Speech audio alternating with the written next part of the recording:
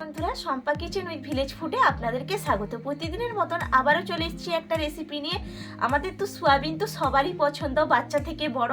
তাই আজকে ভাবলাম যে আপনাদের সঙ্গে সোয়াবিনের একটা ইউনিক রেসিপি আমি শেয়ার করব। সবাইকে ভালো লাগবে আর একেবারে নিরামিষভাবে তৈরি করব। আর আগে থেকে আমি সোয়াবিনটা ভিজিয়ে রেখেছি। এখানে আমি ফরচুনের সোয়াবিন নিয়েছি, আপনারা চাইলে যে কোনো সোয়াবিন নিতে পারেন। এটা জলে ভিজিয়ে রেখেছিলাম।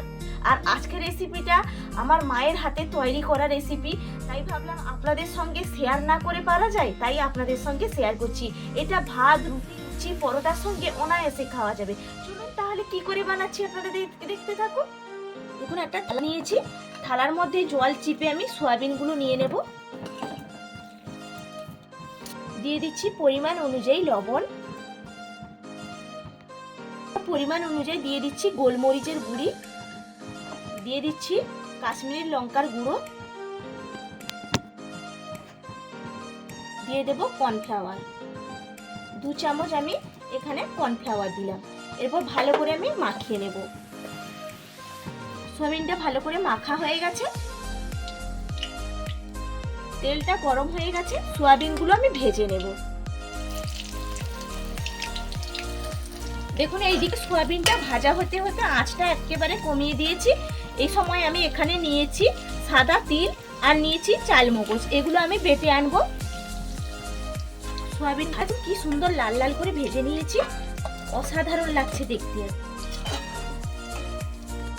এখানে তেল তো বসানোই আছে, তেলটা তো গরম হয়ে গেছে। আমি দিয়ে দিচ্ছি গোটা গরম মশলা। গরম মশলাটা একটু ভালো করে ভেজে নেব।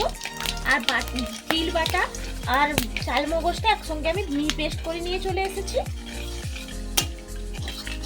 দিয়ে দিচ্ছি কাঁচা লঙ্কা চেরা আর দিয়ে দেব আদা বাটা। ভালো করে একটু নাড়াচাড়া করে দেবো। দেখুন, এখানে কাঁচা লঙ্কা আদাটা আমি ভালো করে তেলের সঙ্গে নাড়িয়ে নিয়েছি, ভাজাও হয়ে গেছে। এই সময় আমি দিয়ে দিচ্ছি চালমগজ আর তিল বাটা।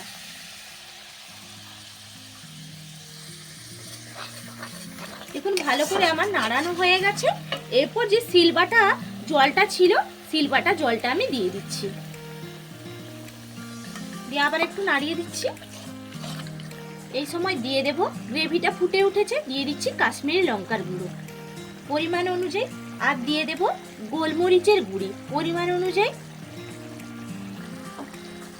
সঙ্গে দিয়ে দেব হলুদের গুঁড়ি পরিমাণ অনুযায়ী, আর দিয়ে দেব পরিমাণ অনুযায়ী লবণ। দিয়ে ভালো করে আবারও কষিয়ে নেব। দিয়ে দিচ্ছি পরিমাণ অনুযায়ী চিনি, তারপরে একটু নাড়িয়ে নেব। আর দেখুন, নাড়াতে নাড়াতে একদম কিন্তু মশলার গা থেকে তেল ছেড়ে এসেছে।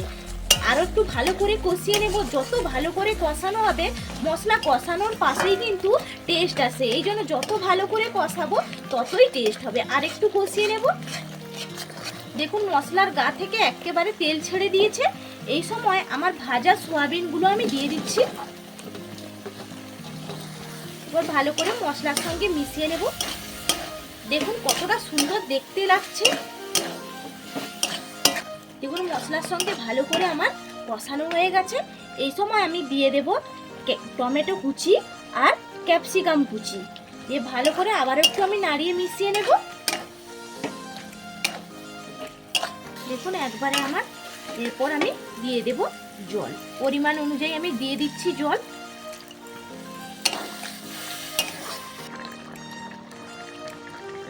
দেখুন, একদম রান্নাটা রেডি হয়ে গেছে।